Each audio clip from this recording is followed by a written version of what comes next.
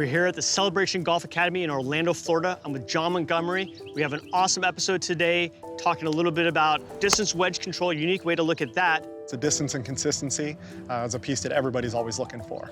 How to increase your club head speed, but still be consistent while you're doing it. And I put this right underneath your right arm. As well as a variety of ways to use the alignment sticks in your bag to improve your game. It's a great episode on Swing Expedition.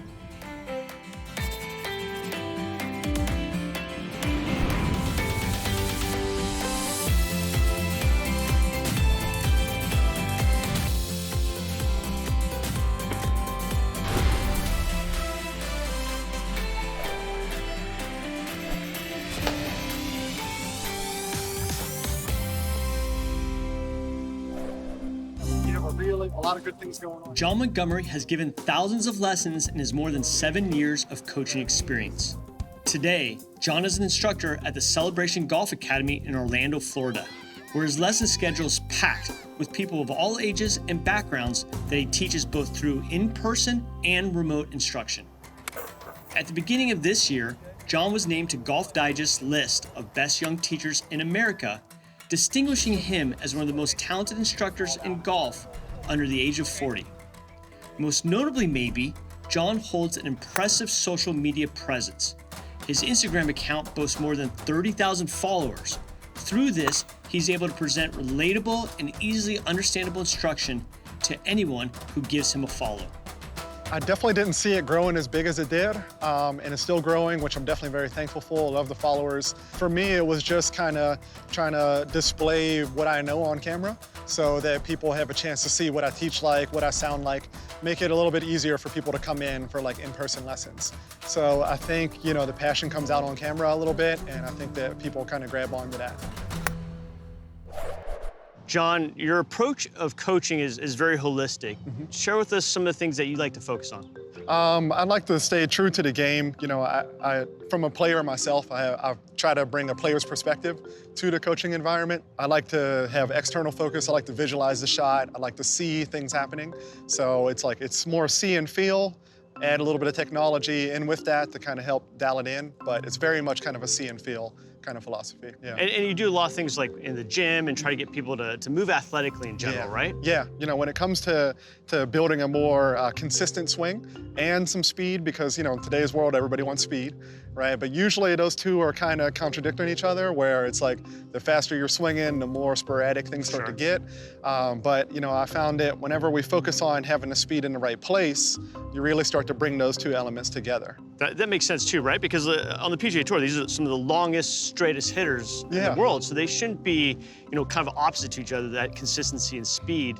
But a lot of recreational golfers, when they do try to get extra speed, the ball starts going everywhere. Yeah, they put the speed in the wrong place, the grip pressure, and they get tight. And I think if we just bring the focus to where the speed needs to be, it can help kind of have everything line up for you. Great. So, if we're hitting a shot here and we wanted to have the speed in the right place, I like to say you want to feel like the fastest part of the swing is just past the golf ball. Okay. Right? So it's just about, you almost want to reserve enough energy to make sure that you can keep accelerating past the ball.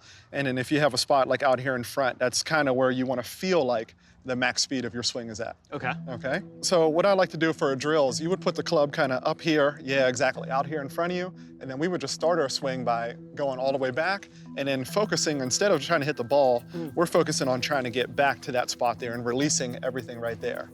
Right? Yeah, good. Okay. So you can kind of feel the release. You can feel the timing of we want everything to be straight. That left arm, the club, exactly, the club face slightly turned over, right there. Yep. So if we start to swing there, it helps us bring our focus right back to that point instead of people get caught up in the ball too much, right? We want to swing through the ball, not hit it. Gotcha.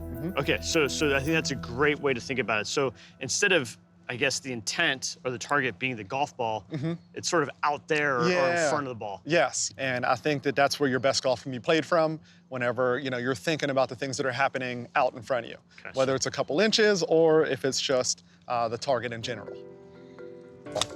There we go. Yeah, that was hit nice. Yeah. Okay, good. Awesome. Yep. Anything else we can do? Maybe even stuff like in the gym or away from... Yeah. So, we have a nice little training aid. So this is the golf slingshot. A good friend of mine sent this to me, and what it has is, it has like a little magnetic ball that kind of sticks to the top of the grip. And what happens is whenever you have enough force and you release the club at the right time, you'll hear the ball slide down the shaft and like hit the end. Okay. So you'll hear a little kind of snap, right? So each swing, you just kind of reset it, and then you focus on getting that snap to happen a little bit, past the golf ball. So typically when I'm doing this, kind of start with a little half swing. So I would start from here and then just really focus on exploding through and then getting that snap to happen right there. So here, and then all the way up and through. Cool. Okay? Now, if someone doesn't have this, could they use... Very good point. I like a alignment stick. Okay. Alignment stick, because you can hear the whoosh whenever you swing it. Yeah. So you want to hear like the loudest point of that whoosh to be kind of down by the golf ball. And what I feel like what a lot of people do when they first do this is you'll hear a lot of the release happening a little earlier. Right. Yeah. Right. Or even like just behind the golf ball. Right. That's gonna be that sort of casting, kind of over the top move a little bit. That casting, and it's just something about that golf ball sitting on the ground that makes people want to like. Yeah. You get a little hesitant. It's like you got like golf scar tissue from a couple bad shots, and then you start to get a little hesitant. So if you get that speed past the ball, you'll be a lot better off. So John, you got a medicine ball over there as well. Yeah. What would you do with that? So I like to keep things pretty simple. So with the medicine ball, different type of throws to kind of get the feel. But really one of my favorite ones is just like, call it like a golf throw, right? So you're just here in your golf posture. And this again helps people feel the right timing of like when to release their body, how to get all their energy moving towards the target, right? So if I was here, and if you want to stand right over there, I would like throw this to you. So it's like golf catch. I do this a lot with my juniors too. So just like a little half swing here, and then throw, and when you release it, we have our body facing to the target, your hands are right out in front of you. So we're just working on the feel of like a little medicine ball throw as we're going through. Got it. Right, so that association, some people will, throw it too far to the left, hold on to it for too long, or vice versa, out to the right. Do you feel like this is driven by any part of your body in particular? Yeah, for sure. So, we like to feel a lot of things coming from the hips. Yeah. So for this one, we're keeping the upper body pretty stable and the arms pretty stable, but I definitely feel a nice drive from the ground and making sure that like the power that I feel is coming from the hips, like turning and extending towards the target. Awesome. Right, so right out there. John, you're one of the best young teachers in the game. What's next for golf? I think it's just going to keep trending in that same way. It's becoming so cool, right? Like whenever I grew up playing the game, it wasn't that cool to be a golfer. So I'm really loving how, bigger brands are buying more into the culture. The clothing is a lot more relaxed. Athletic wear. The rules have become a little more relaxed. The music, so much more welcoming, I feel like now, to bring new people to the game. Where before, the private country clubs, the access to the golf course, and just almost like the stiffness you can feel in the air. Even whenever I'd walk into some places, you can feel whenever, it just didn't feel very good to be there. And I feel like that's changing. John, you mentioned using alignment sticks to help you really sense where you're creating speed in the golf swing. I know you use alignment sticks for a variety of other drills as well. Can you share some of those things you do? Yeah, absolutely. I mean, I love the alignment stick drills because they're so simple, they're easy, they're cheap. Everybody can get to them. So one of my other favorite ones, I'm just going to set this one on the ground right here. But, a common tendency we see is, like over flipping, over releasing the club, or even the casting motion as we're getting down into the golf ball. So taking an alignment stick, setting it in your grip, right? So it's gonna go like right here. Oh, good. Got it. Yep, and then just it's sticking out of the left side of your body here. So it's kind of like the Punisher drill, we call it, because if you cast that club or try to flip when you get to the ball, that alignment stick is gonna whack you in the ribs. Yeah, so what we would do with this one is you start with just a little half swing motion. Once you make a couple practice swings and get that feel. So you just don't want that to hit me on the side? We don't want it to slap you in the side. It is gonna release. We wanna release straight out in front of you, but we don't because sometimes I'll see people do this, like really trying to avoid the stick hitting them. We don't want that. We want it to, once you get the impact, it will touch your side and then stay right there as we're going through. Would you hit a ball like this? Yeah, try it. A little half swing. All right. Did I hit myself too hard? No, that's normal. That was good. Yep. And I wouldn't go any more than that. This is not a full swing drill. I see. You should not be trying to whack the golf ball as hard as you can. It's really just to get that feel of impact, a more solid impact. Right, just a little bit more of that hands forward impact. Yeah, a little hands forward. It helps you feel your body releasing faster. So instead of like staying down at the ball, letting everything kind of flip at the ball, we're getting that body to rotate through a little bit cleaner. Okay, awesome. That felt nice. So one of my other favorite ones is when you have somebody who's an overswinger, right? And the arm swing goes really long, talking, you know, John Daly style all the way back there. So if I take this stick and I put this right underneath your right arm, about halfway through like that, you're gonna keep that in your right arm. Go ahead and take your grip. And once you start to take the club back, go ahead and take it back slow. Once we feel that left arm start to touch the stick, that's when I want you to feel like you're starting your transition. Got it. Right? And what happens when people try to shorten their swing is usually they don't account for the last few inches of the swing going back in transition. Right? Because there's that little kind of floating period. So we want to feel like once that left arm touches the stick, you're gonna start your transition. So it'll still go back a little further, but then you'll come down and hit it. It will help you give you a little bit more of a compact swing. Got it, love it. So swing back, feel it, start down pretty quick. Yes. Yep. And it helps that right arm stay connected too. So it's kind of multi-drill, right? Yeah, exactly. It's like the glove underneath or a towel underneath your right arm. Yeah. But and if it flies out after, that's totally fine too. It's more just a backswing. Got it.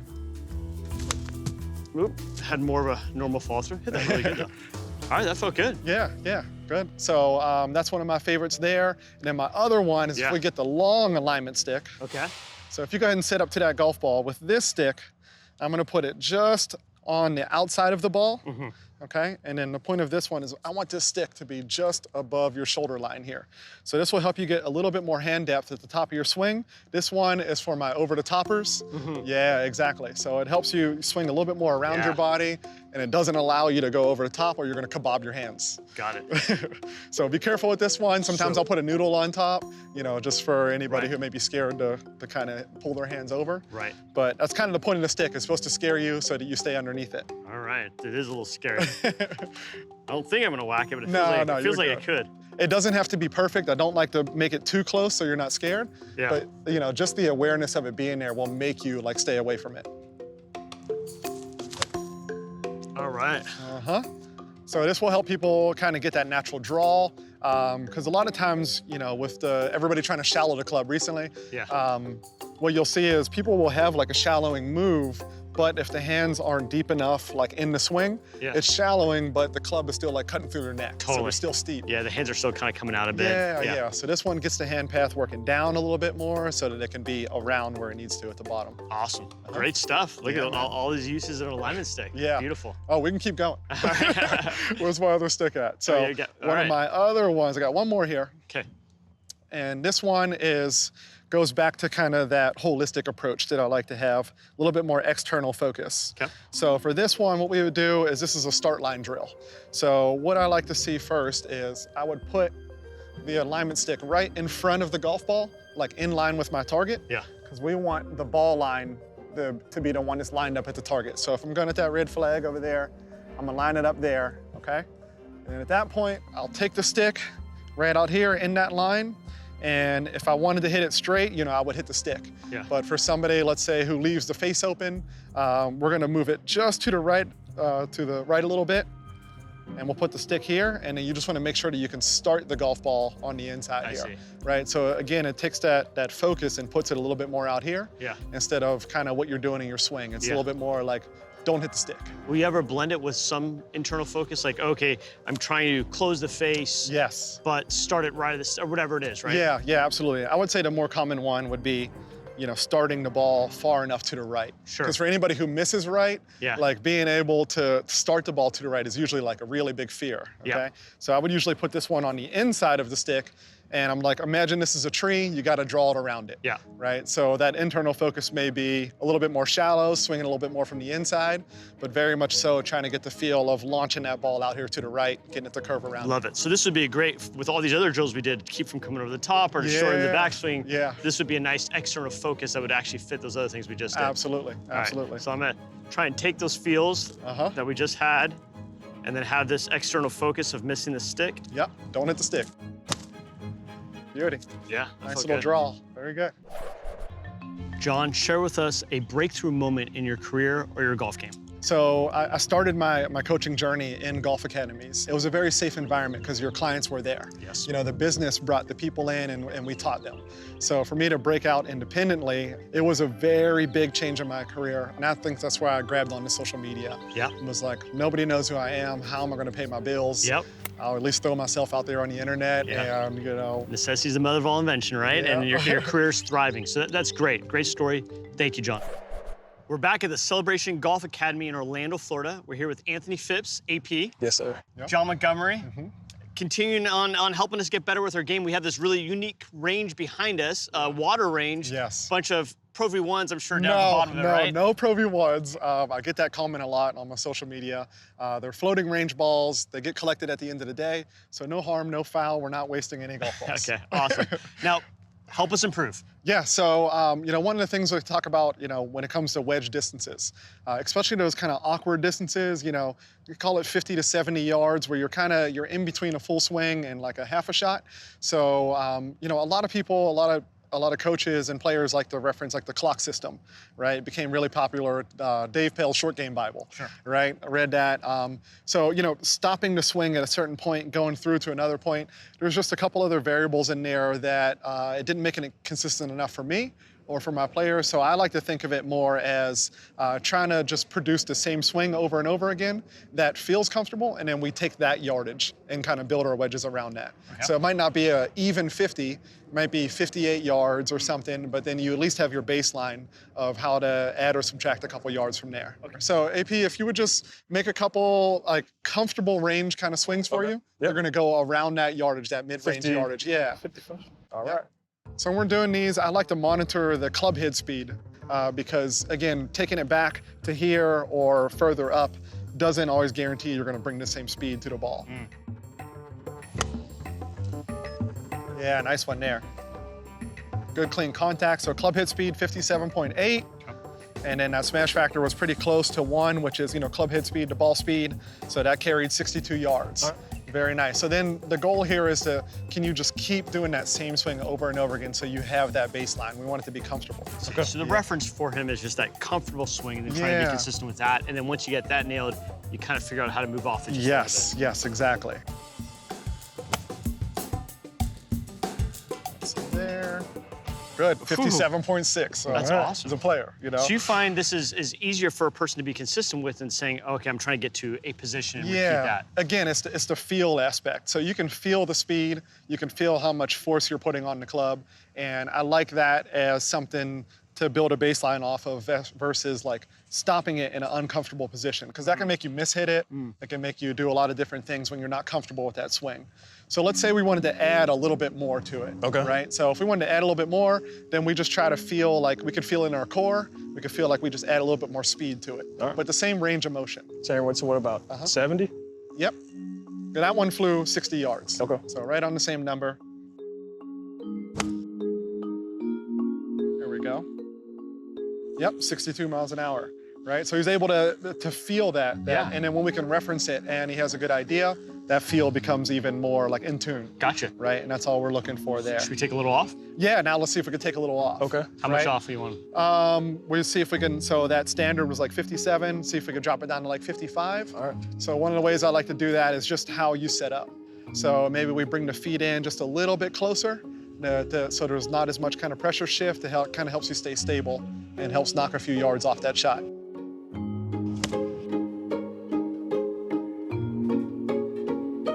Good, so that was close, that was close. That What was was right that? around 60. 60? Yep. And then we can even grip down, maybe like a half an inch on that club. That can help you get that feel too. So we always like to just kind of keep that same baseline and then be able to kind of move around that with setup or intent for the shot to kind of change those numbers. All right, good. That one was 55. All right. Very nice. That's really good. Yep. Good All right, stuff there. so now what, so you have this baseline, let's say 57 for him. What if you really need to move off that? What if he needs to hit something like 45? 45, then we would take a little bit shorter of a swing. Yeah. Right? And again, it's all about that feel. Can you make it comfortable there, or is it a different club? Yeah. You know, but yeah, with this club, let's see if we can bring that number down a little bit lower. A little bit And lower. we're gonna bring that swing speed down just a little bit softer. All right. Yeah, good one there. There we go. Yep. Yeah, There really we nice. go. Yeah, 54 yards. All right. Right on it. Very nice, man. Now, one of the things that many people struggle with is when they're working on their game on the range, how do they actually take that to the course, score better? Yeah. You have some tips for this? Yeah, absolutely. So, there's always such a big difference in between the two of how they're practicing and then how they're playing. So we really want to try to bring those two together, a lot closer together. So whenever we're on the range, there's two different ways to practice. You're either working on your skills, trying to improve your skills, or you're trying to perform better.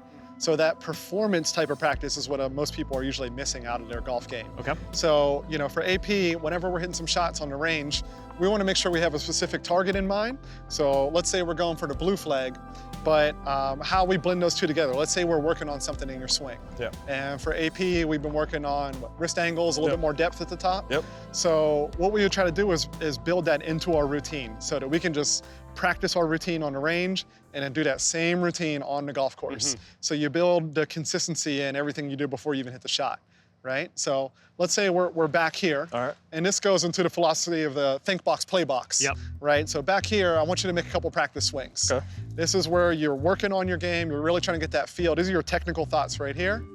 Good. So a little bit more hand depth Okay. at the top. Good. And then down and through. So he's got his feel now of what he's going to do. Now he's going to walk into the ball just like he's on the golf course, full routine. And we're going to see if we can knock one out there towards that blue flag. Okay.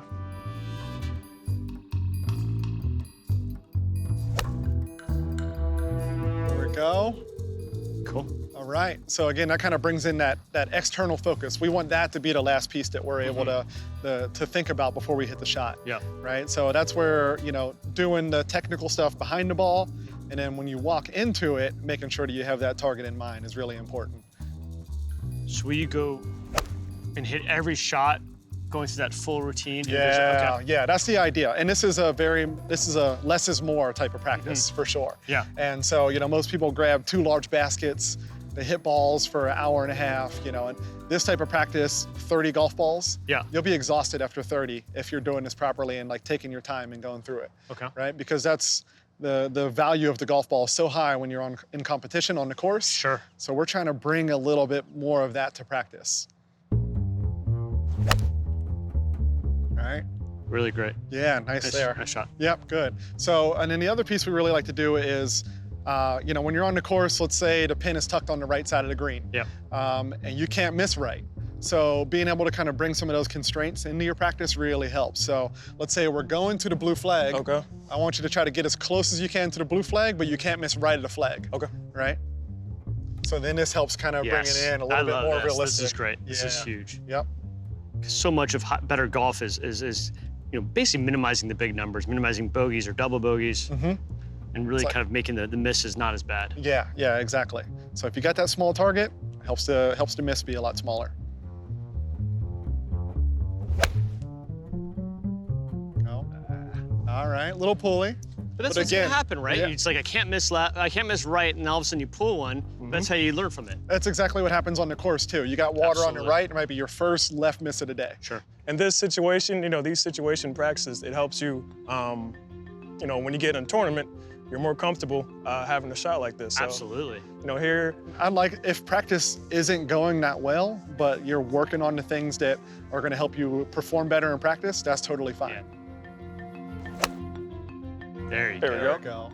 There we go. That's what the practice is for, is to take on those tendencies in an And- environment and- where it's not quite as stressful as a tournament. this is actually a good example because the wind's off the left to right, and you don't want to miss right, and that's not a fun shot to hit, right. but it's And good the to depth practice. is gonna make you wanna start the ball a little bit further right. Exactly. So with the constraint being right, Yeah, this is really working on that kind of trusting your swing type of feel. absolutely. So much value in this practice, even just hitting, 5 or 6 golf balls versus, like I said, a whole large basket or Right. 30 in a row to the flag with no care if it goes left or right of it. Right. John, AP, Yeah. awesome day. That was a lot of fun. Yes, Really sir. appreciate it. Thank you. A lot of great coaching. Thank you, man. Really appreciate you having me on the show. I'm a huge fan. Because of guys like you, that the instruction, the content's good for everybody watching. Really cool range, Celebration Golf Academy. Yes, sir. Really nice spot. And Yeah. a lot of fun today. Yep. AP, thanks for coming out, bro. No problem. Appreciate That was fun, guys. it. All right.